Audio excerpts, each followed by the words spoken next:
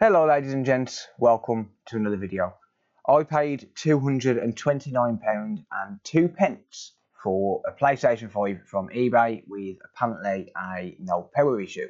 Apparently this has got a beep issue where it'll beep but doesn't turn on. You've probably seen the title by now.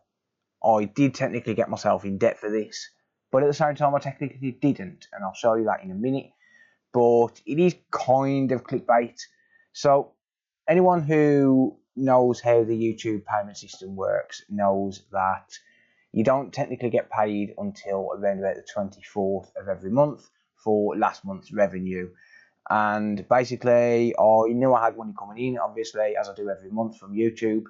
But this was last week when I bought this, and technically I didn't have the money. I'm not loaded, okay? I'm far from loaded. And I didn't have the money spare to buy this, but I did have a credit card available to use. So I put this on a credit card, and I want to make one thing clear. Number one, don't do what I do. Don't put things on a credit card if you can't afford to buy them. Don't buy them. I knew I had money coming in. I knew there was money secure, and I knew I could afford it, and that is the reason I did this. And yeah, number two, I have paid it off. So yeah, it's risky, but I thought it'd be a bit of fun, and to be honest, I just wanted to clickbait a video. But you know, call me what you will in the comments. But yeah, technically I did get myself in debt. I will show you the credit card statement just to show that, and just to also show that I have paid it off today.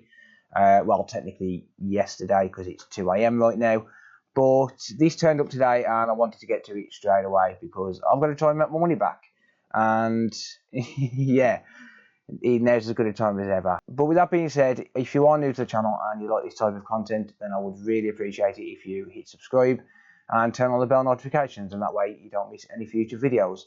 And also, if you want to help me pay off these credit cards, and if you like clickbait, then you can head over to Twitch and become a Twitch Prime subscriber. It's free for you to do if you've got an Amazon Prime account. It does help me out though. It allows me to buy stuff like this and keeps the money coming in, so I can actually make these videos. Someone said a couple of weeks ago, that it costs me nothing to make these. That's not true. It costs an absolute fortune to make these videos sometimes, and this is a perfect example. I only bought this just to make a video on. I will be selling it afterwards, hopefully, and hopefully make some profit, but we'll see. So with that being said, let's get into this repair, shall we? Today's video is proudly sponsored by PCBWay.com. PCBWay is the industry leader in custom printed circuit boards, flexible printed circuit boards, and even CNC and 3D printing. Right now you can get 10% off all CNC and 3D printing and $5 off your first order for custom and flexible printed circuit boards. Personally, I've used PCBWay myself, and I have to say that the level of service is second to none. The order process was quick and simple, and turnaround time was literally 2 days. From personal experience as a beginner, the whole process was super quick and easy to understand. Simply upload the Gerber files and you're off to the races. Being in the industry for over 8 years, PCBWay definitely have the experience to deliver fast, high quality PCBs to get your next project started. PCBWay are also looking for new writers to join their creative team, and with rewards from $20 to $100, it can be quite tempting. Simply head over to the links in the video description to learn more. Now back to the video. Alright, so as you can see, we've got a PlayStation 5 here.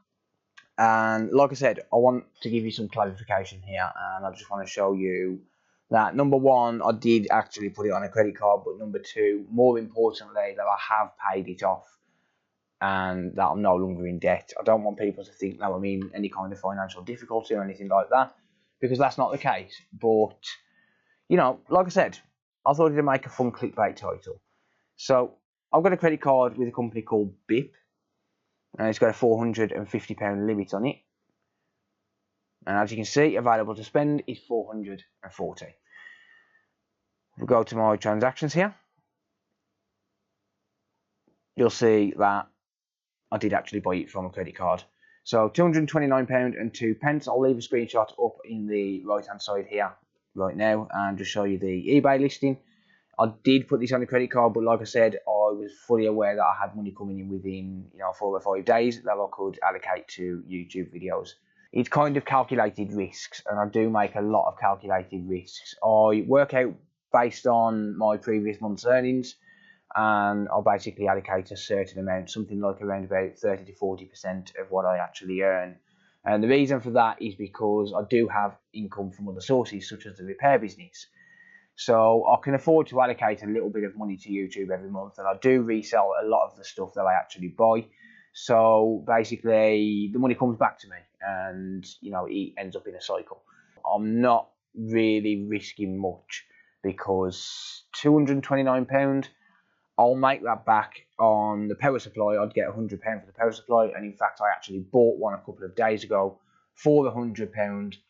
And also, I can use certain things off the board as well, such as the HDMI encoder if that's good. I can use the safe bridge if that's good, and I'd make my money back in other repairs. And I did it last month on another digital console, and I made the money back within a couple of days. Even though I couldn't actually fix the console, I still made more than my money back. So, like I said, it's a calculated risk. So, let's just see what's going on with this then. So, little spoiler alert, I have actually powered this on. I wanted to, double check and make sure everything was as it should be.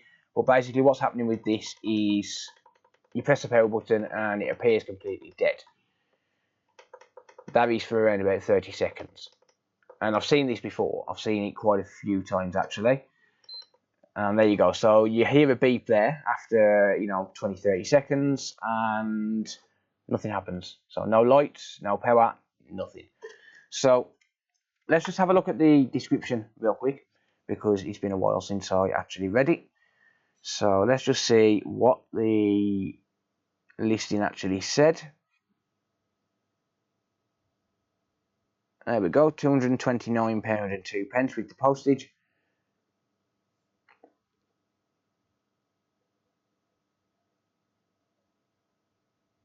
Will not turn on, only makes a beeping sound. The case has been opened, so now the warranty is invalid. So this is the furthest I've actually got. It does say looks like new with no scratches. That's a bit of a lie, but oh well, it's fine. It's not a big issue. It did come with a controller, which is why I thought this was a good deal, because the console itself was $228. I won that on bids, and like I said, I'll get £100 back just for the power supply. I'll get £40 for the controller, so there's £140 of my money back straight away. And then on top of whatever I earn off the console, if I can't fix it, I'll make back on a video. So yeah, it's kind of a low risk purchase for me. Whereas for someone else who doesn't do YouTube videos, or someone who doesn't do repairs every day, I work on these things every day, and I'm gonna use the parts on this. I will use the parts on this, which is why it's a calculated risk. But for someone who is just doing this for a bit of fun, I really don't advise doing this off a credit card, because it's going to be a risk and you could get yourself into financial difficulty for it. I'm not going to be responsible if you buy a PlayStation 5 on a credit card and you end up not being able to fix it and then getting yourself into debt. That's not on me. That's fair warning, okay? So yeah, anyway, with all of that out of the way, I'm going to see what we can do about this. So this is the furthest I've got, is just testing the power button. I haven't actually taken this off. And okay, so someone has been inside. You can see the warranty stick has been voided. It did say on the listing, so that's absolutely fine. So like I said, I've come across this a few times now, and there's a few things I suspect it could be. I'm not going to say, I don't want to look like a fool, so I'm not really going to say that. You know what stuff I can say. So one of the things that I suspect it could be is potentially a short on the safe bridge. Now, the safe bridge is responsible for the power rails, or some of the power rails. It generates some of the power rails, such as the 1.1 volt rail and the 3.3 volt rail as well. It could be something to do with that, because 3.3 volts is required for the console to turn on, and it's also required for the blue light. So 3.3 volt is definitely required, so it could be a safe bridge issue. Usually it's a short on the 1.1 volt rail, and I've had it once where I replaced the safe bridge, couldn't fix it, and then replaced it with the original and it fixed it. But there was another short on another part, which was the second thing that I said I was going to say it's going to be, or could be. and that's the fuse on F7002 being short to ground because of a bad chip. And that's basically a 5 volt to 3.3 volt regulator, and that does cause this issue. And another thing that I've found causes this issue is the HDMI encoder. So the HDMI encoder can cause a beep on beep off because it does have a 5 volt rail going through it, as well as a 3.3 volt rail. And also there's another one, there's a little capacitor just down in this corner on the other side of the board, and the third capacitor along on the rail shorts to ground. The actual capacitor fails, and it's literally a 1 to 2 cent part. So that could be another thing. There's quite a few different things that it could be, but it's going to be interesting to see if this has got one of the signature failures that I've been finding. So we'll see. Hopefully we can get it fixed, and then, you know, hopefully I don't have to put any actual money into it, because it's going to eat into profits if I do manage to fix it. You know, I've bought a power supply the other day for £100 and something, and yeah, if I have to put a power supply into this, then it's going to be taking all of my profits away. And I mean, pretty much all of them. I'd probably make £40 on it, if that. So hopefully that's not the case. I don't think it's going to be the power supply, but we never know. That's the problem. We never know. And the power supplies are failing in these as well. The power supply failing, I did get quite a few comments on a video I did recently where I replaced the power supply on a PlayStation 5 I purchased, and a few people said, can you fix it on a video? Can you fix the power supply on a video? And I would love to, but the common issue on the PlayStation 5 power supply is the PWM IC. The cost of the actual chip costs more than replacing the power supply with a used one on eBay. So it's not viable right now to fix, but I'm not throwing them power supplies away, the ones that I am replacing. As soon as the chips become available, I'm going to do probably one video where I fix all of them. But until then, unfortunately, fixing the power supplies isn't really an option. But anyway, enough ranting. There's the top case off. I'm going to fast forward through this bit because it's fairly time consuming, and I don't really want to, you know, take 10 minutes unscrewing it and wasting time on the video for you guys. So I'm going to unscrew this, and I'm going to get it ready so as I can start doing some inspections. But it does look like someone's actually been further than this because of these being ripped. So it does look like someone's actually attempted to repair this. Whether they've just tried changing the power supply, I don't know. But yeah, it's definitely had some sort of a repair attempt. Whoops. So yeah, I'll fast forward through this and I'll pick up the video when I'm ready to start diagnosing it further. Right, okay, ladies and gents. I'm not sure if anyone's actually gone further than this, because this plate is on... Oh, there it is. This plate was on there fairly tight, which is quite interesting, because when these have never been taken off, there's usually a lot of pressure, and this board looks clean as well. So yeah, I'm not sure if anyone's actually gone that far. Maybe they've changed their mind once they'd realised how many screws it was or something. But there was a couple of screws missing as well, so I'm really not sure. Actually, before I go any further, let's just make 100% sure that we've got 12 volts coming in. So I've got my multimeter here.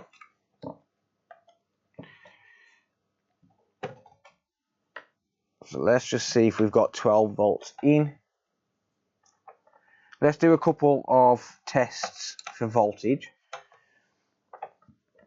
So the first point is going to be on the power supply connector itself. And yes, we do 12.08 volts, which is completely normal. Let's just permanently ground this so as I can show you guys. A little bit hard to see. 12.8 volts or 12.08 volts. So we've got 12 volts there. So let's have a look for some more voltages. So do we get 3.3 volts on the power button? So there's a little resistor right by the power button, or rather the power button connector. And yes, we get 3.3 volts to, well, 3.289, which is, you know, give or take, it's within range. Okay, do we get 5 volts up here on F7002? We do not. Oh, we might be able to fix this one. Do we get 5 volts coming in? We do. Okay, let me just zoom in actually and I'll show you this. So just up the top here you can see we've got F7002. So here's F7002, and this should have 5 volts coming in here, which it does. But then on the other side of the fuse, which is this test pad here, we should also have 5 volts, and we don't. We've got 0.000. That is short, ladies and gents. And this, shut up multimeter, damn thing. Anyway, this is a signature failure. This specific chip is a signature failure. So, unplugging that, I'm going to just remove the connection to the power supply because we don't want to skew any results. But this looks like it should be a signature failure right here. And we might be able to fix this incredibly cheap. So let's remove the APU clamp. And I'm going to take this out.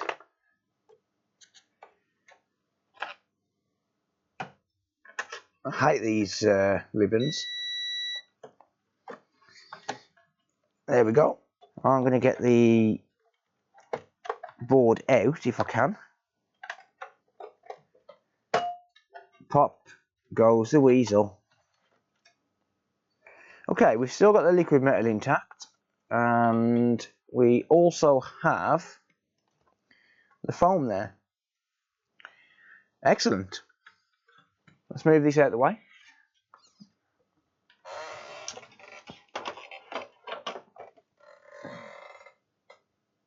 So there is a reason that I'll go straight for F7002, and that is because it's a signature failure, like I said. So let's pop under the microscope, and I'm going to show you this, what I mean by it's short, and I'll explain how I know it's short, or how I know it appears to be short. So taking a close look here, we've got F7002, and we've got a couple of components here which are of interest. And the first of those components is going to be the fuse, which is blown. So if I put my multimeter into continuity mode, that's the mode which is going to be when we complete a circuit, and typical board layout markings dictate that an F is going to designate a fuse, and this component here is the fuse. So as you may know, a fuse is supposed to have continuity because it's a fuse, it needs current to pass. And as you can see there, that fuse is not good. That fuse is not good. It's failed. So we should get continuity there, and we don't. Now, the reason that that fuse has blown is because there's obviously an issue on the circuit somewhere, and what I've found generally is it's either down to this here, this chip here, but it can also be one of these components here. Typically I've found it's one of these components here, or the HDMI encoder, which is just behind. And it's actually right there, that's the ground pad for it. So yeah, it's usually one of those. Let's just have a look at F7002 in continuity mode. Or rather, let's look at the fuse. And yes indeed, that is short to ground. So there you go. Same with that one, but obviously that has no continuity because the fuse is blown, and the fuse is blown because it's short to ground. So let's first of all remove the fuse so we can figure out what side of the circuit the short is. In fact, we don't need to, sorry. The fuse is blown. We know which side of the short circuit the short is. It's this side. Shut up, multimeter. It's this side. The short is this side. If you look here, there's no short this side. So this part here, this cap here, on the cap you're going to have a ground point and you're going to have the input side of the cap. And as you can see, that's short and that's short. That's not. So the fuse is blown because it's short on this side. So let's remove the fuse first of all, just because that's got to come off anyway, regardless. So I'm going to remove the fuse first of all. I've got my hot air set at 440 degrees Celsius at 40% airflow.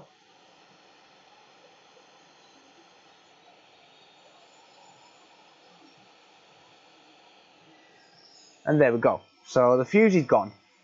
So we don't have a short on the input side, which is great. That's great news because we shouldn't have a short on the encoder, which anyone that works on these, you'll know that we can't actually buy the encoder. So I'd have to take one from a donor board, and yeah, that gets kind of costly.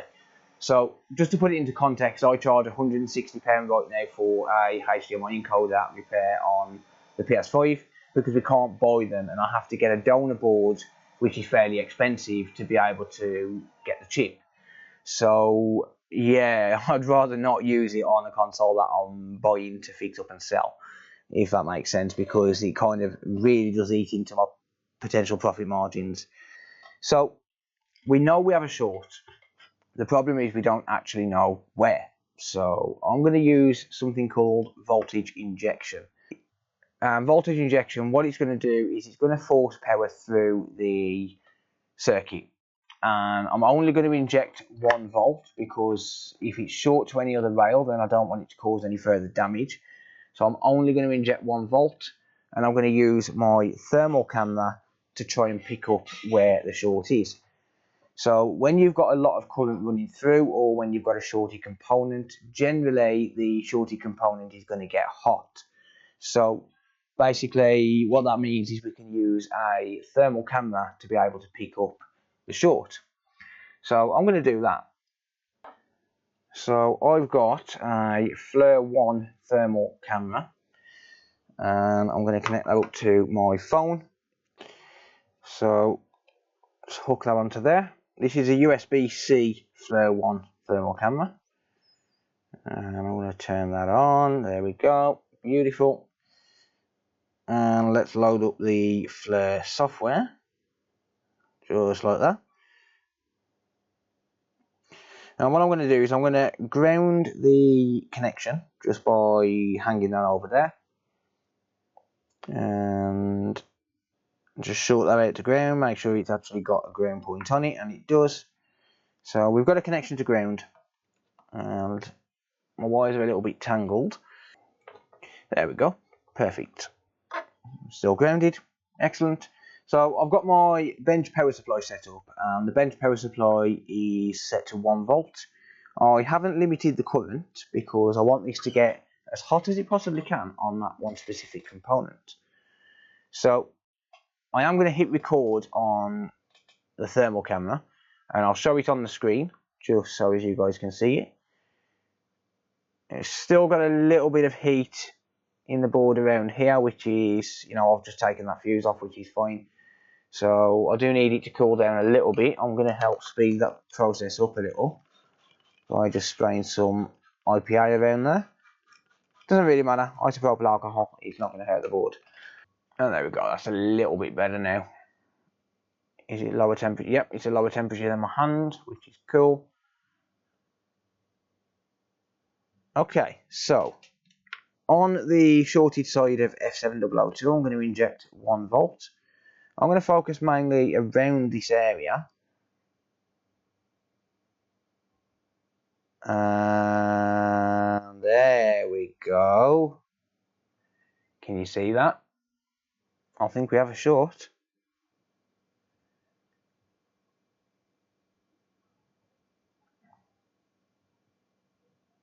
Lighting up like a Christmas tree. It's heating around about 50 degrees Celsius. It's actually drawing 5 amps of current. and it's that component there which is short, and that is a signature failure because that shorted component is the chip. So keeping my probe on the component here, and that there is the short.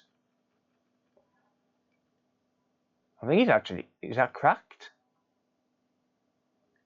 Maybe not cracked, but it is incredibly, oh no, it's just scratched. It does look a bit, oh no, it's just me, that is, never mind. I thought it was burnt. Alright, well, anyway, just to show you 100% for clarification purposes, got some IPA on that there, inject voltage.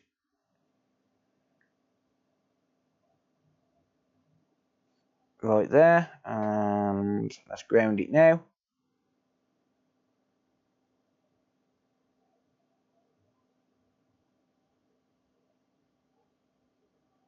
And, maybe not. It might be a cap.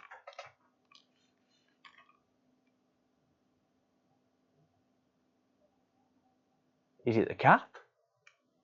I think it might just be a bad cap. Interesting.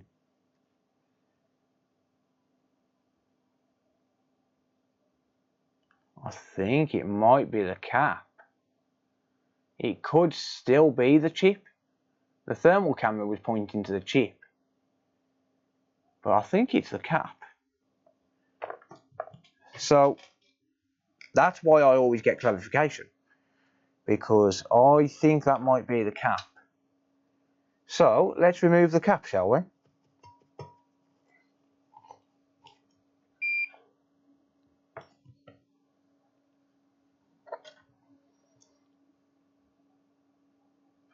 Add some flux there.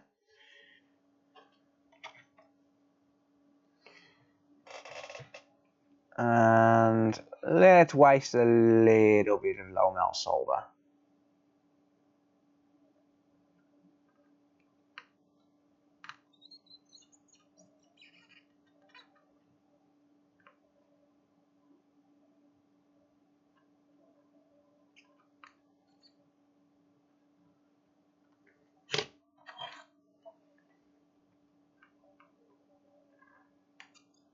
Yoink.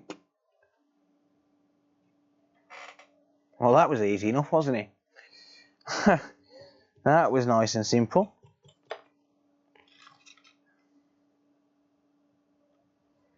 Let's just clean that pad up.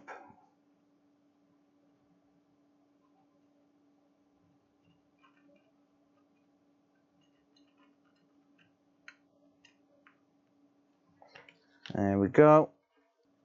And I am going to re-tin these because I am going to have to put another cap on there. It's a pretty big cap. I'm going to say it's probably needed. So the signature failure is actually the chip, but from what I can tell, it's the cap what was short. So let's just test again and just see if we've cleared that short just by removing a capacitor. I personally think that Sony have cheaped out on these and used a lot of cheap caps, to be honest. So we've got the multimeter back in continuity mode. And well, I will be damned. So this is a ground point here. In fact, so is that. As you can see. And that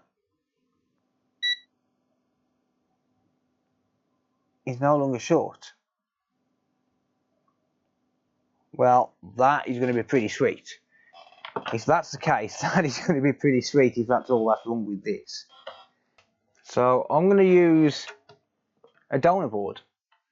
So I've got one just here. As you can see, same area. And I'm going to remove these two components. So I need the fuse and I also need the capacitor.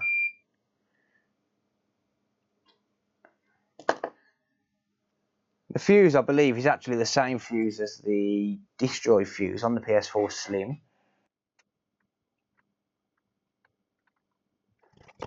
Just make my life a little bit easier there by adding some low melt solder. And that's why. There we go. Nice and easy.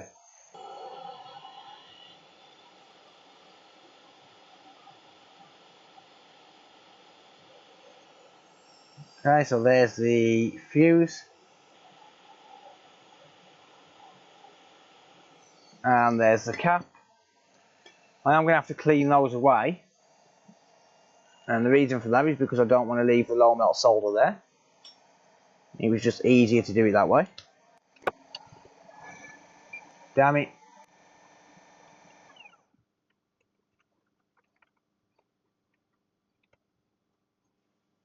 I guess it probably wasn't easier. Probably should have just used hot air.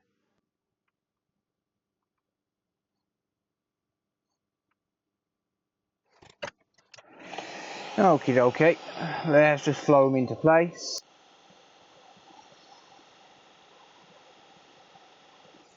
There we go. So I'm just going to clean this up. Spray a bit of IPA on it.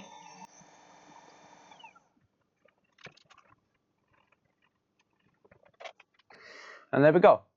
Okay.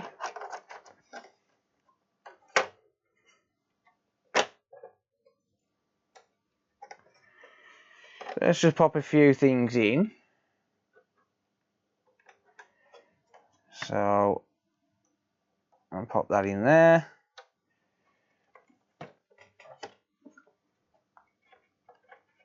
Pop that in there. Let's just pop the heatsink on just so as it doesn't end up overheating on us. I've got a feeling this is probably going to work, to be honest, and I haven't even recorded for an hour. So hopefully I'm going to make a nice tidy little profit on this. That's assuming it's working. I could be jumping the gun a little bit. It could still have another issue with it. But I'm going to test some voltages quickly.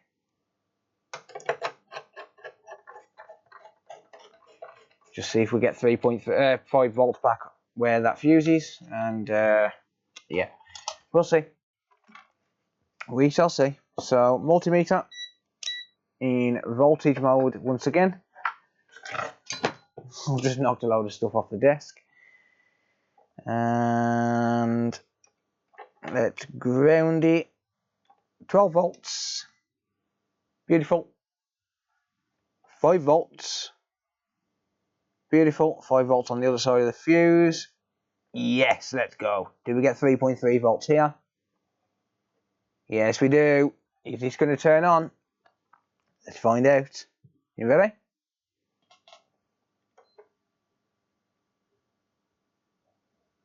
Let's go, baby. Let's go. That's what I'm talking about. That's what I'm talking about. A blown fuse and a busted cap. And this is turning on. That's what I'm talking about. Is it going to boot? Let's see if we get a white light. Yes! That's more like it. Now I can get out of debt. That is fantastic. That is absolutely fantastic. Let's just see if we get a display. We should do. Awesome. Fantastic. I've got some games on here as well. Cold War, Modern Warfare, Uncharted 4, FIFA 22. No, it'll get wiped. So, yeah, fantastic. That is awesome. Alright, let's just test the network. It's probably not going to get a Wi-Fi signal.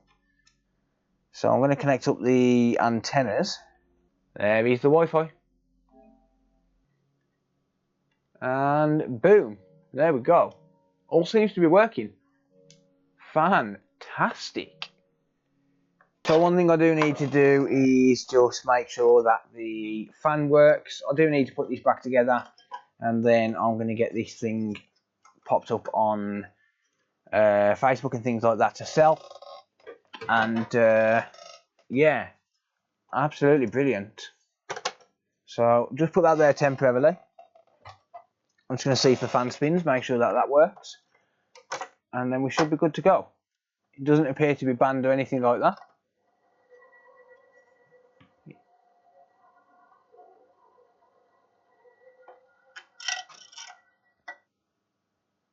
Yep, okay. So that's just catching on there because it's not screwed down, but that's fine.